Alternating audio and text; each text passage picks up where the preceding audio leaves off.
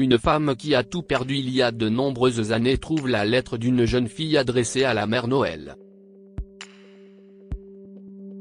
Ce qu'elle a fait ensuite n'est rien de moins qu'un miracle de Noël. Il y a de nombreuses années, Bethany, une artiste à succès, travaillait sur l'une de ses œuvres. Elle a alors reçu un appel téléphonique et a entendu la nouvelle la plus dévastatrice qu'elle ait jamais entendue. Sa fille, Monique, et son petit-fils, Jason, avaient été hospitalisés à la suite d'un accident de voiture. Après s'être précipités à l'hôpital local, Bethany a été informée que tous deux étaient décédés des suites de leurs blessures. Bethany a sombré dans la dépression à la suite de ces pertes. Elle pensait qu'elle ne pourrait jamais aller de l'avant après cette tragédie. Un jour, elle s'est rendue à l'église St. James, pleurant en priant pour obtenir une réponse. Dieu lui a alors parlé et lui a dit, « Monique et Jason veillent sur toi depuis le ciel. » Bethany a réalisé que sa famille ne voudrait pas la voir vivre sa vie dans la douleur. Elle s'est finalement remise au travail et a sorti de nombreuses œuvres d'art à succès.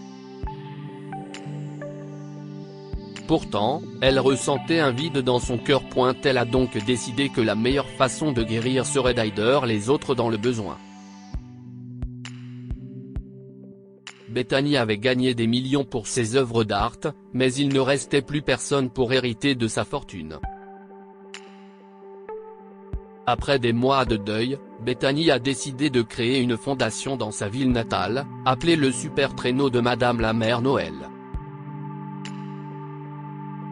Cette initiative visait à aider à offrir des cadeaux de Noël aux enfants vivant dans les quartiers les plus pauvres de sa ville.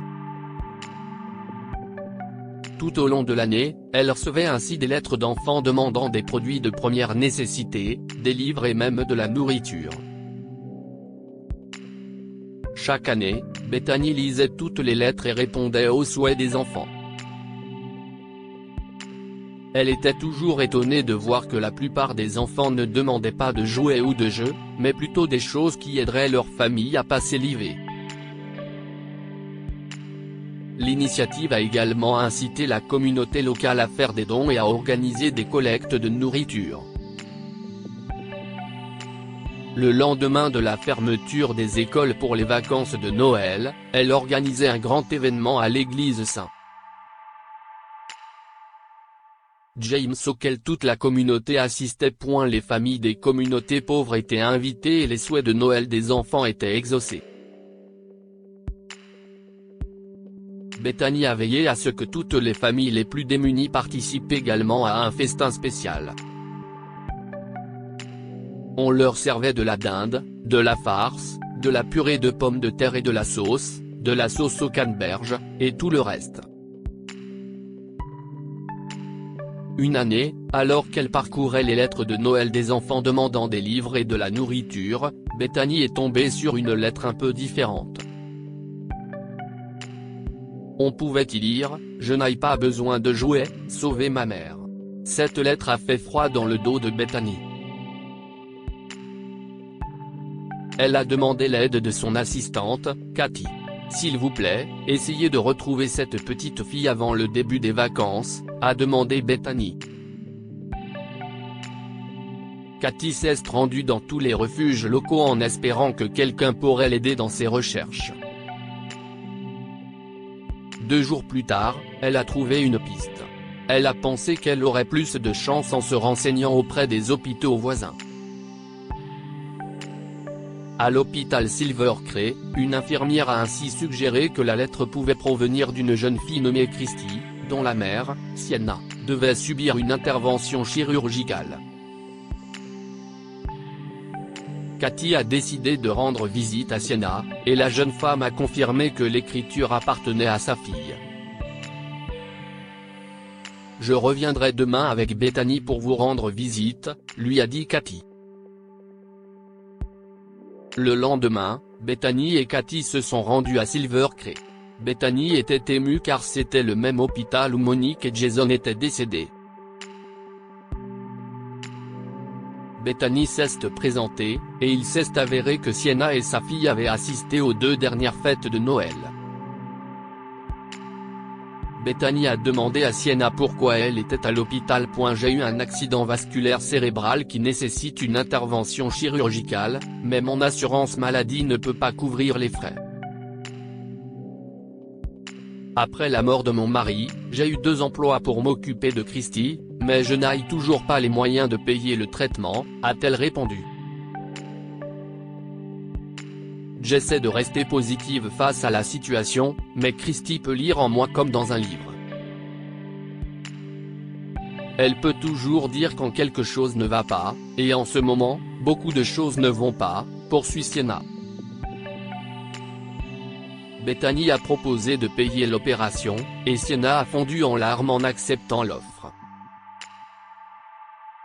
L'opération de Sienna est tombée le 4e jeudi de novembre, jour de Thanksgiving.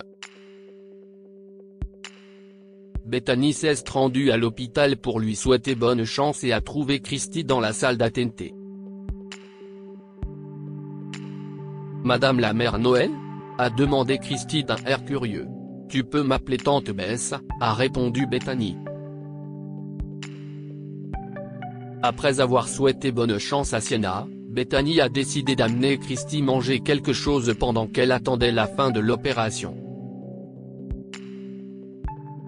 J'ai peur que quelque chose se passe mal. Je ne veux pas perdre ma mère, a avoué Christy. Bethany a serré les 2 mains de la jeune fille et lui a dit de croire en la volonté de Dieu. Christy lui a demandé ce qu'elle voulait dire, et Bethany lui a dit de fermer les yeux. D'abord, dis à Dieu ce pourquoi tu es reconnaissante aujourd'hui, a dit Bethany. Cher Dieu, je suis reconnaissante pour ma mère, la meilleure des mères. Si est la personne la plus gentille du monde et ma meilleure amie, a dit Christy nerveusement. Les mains de Christy bien serrées, Bethany a prié pour que l'opération et le rétablissement de Sienna soient couronnés de succès. Christy a ensuite demandé à Bethany ce qu'il fallait faire. Bethany lui a dit d'être patiente et de laisser le reste à la volonté de Dieu. 1 heure plus tard, Christy et Bethany attendaient anxieusement dans la salle d'attente. Une infirmière est venue leur annoncer que l'opération avait réussi et que Sienna se remettait bien. Christy a embrassé Bethany avec joie. Merci, Madame la mère Noël. Christy s'est écriée avec un sourire radieux. Un mois plus tard, Bethany se préparait pour sa fête de Noël annuelle et a repéré 2 visages familiers qui passaient la porte de l'église St. James. Madame la mère Noël, a crié Christy à tue-tête tandis que Sienna la suivait. Sienna a remercié Bethany pour tout ce qu'elle avait fait pour elle, et les 3 ont mangé ensemble durant la fête. Les 2 femmes sont restées amies et ont constaté qu'elles s'aidaient mutuellement à sentir qu'elle avait à nouveau une famille. Alors que Bethany avait perdu sa fille et son petit-fils, elle a trouvé une nouvelle famille. Que pouvons-nous apprendre de cette histoire ? Ne perdez jamais espoir. Dans ces heures les plus sombres, Dieu a montré à Bethany qu'il y a toujours un moyen d'aller de l'avant, même dans les moments difficiles. Dirigée avec amour, Bethany a pu aider Sienna et beaucoup d'autres personnes de sa communauté grâce à la bonté de son cœur. Partage cette histoire avec tes amis. Elle pourrait égayer leur journée et les inspirer.